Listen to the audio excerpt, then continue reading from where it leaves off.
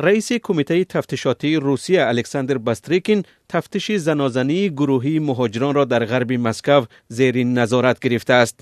جنجال میان دهها کارگر مهاجر در مجموعه ساختمانی لوچی ناحیه سانسوی ولایت مسکو به عمل آمد.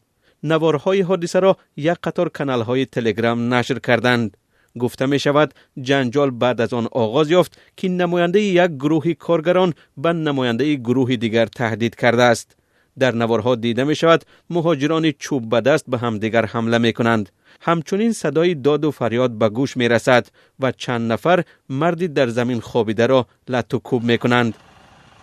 ریاست کارهای داخلی مسکو می گوید پلیس شخصیت اشتراکداران زنازنی عمومی را معین می کند و همگی چند ساعت پس از زنازنی در اینترنت نوارهای رید یا عملیات میان کارگران مجموعه ساختمانی لوچی پیدا شدند.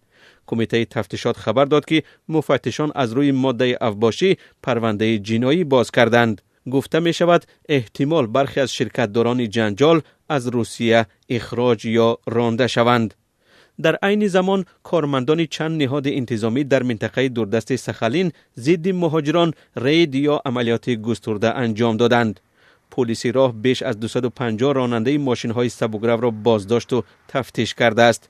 کارمندان پلیس اکثراً به تاکسی‌ها توجه کردند زیرا در این منطقه قبول مهاجران در ساحه حمل و نقل مسافران منع است.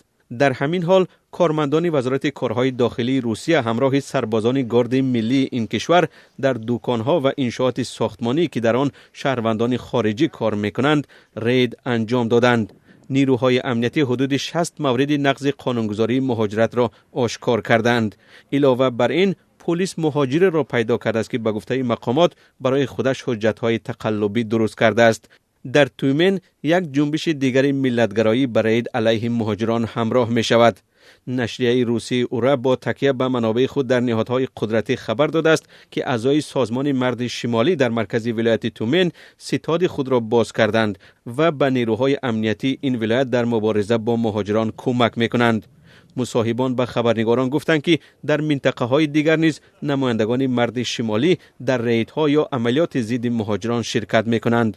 گروه ملتگرا را رپسرا میخائیل مواشی تشکیل کرده است. در این بین مواشی در تلگرام نوارهایی را نشر کرد که به گفته او در بازار کالتسوفسکی ورانش ثبت شدند. بلاگ نویس خبر داد که نیروهای امنیتی 90 خارجی را برای نقض گوناگون قانونهای مهاجرت بازداشت کردند. 9 نفر به گفته مواشی دپورت کرده می شوند.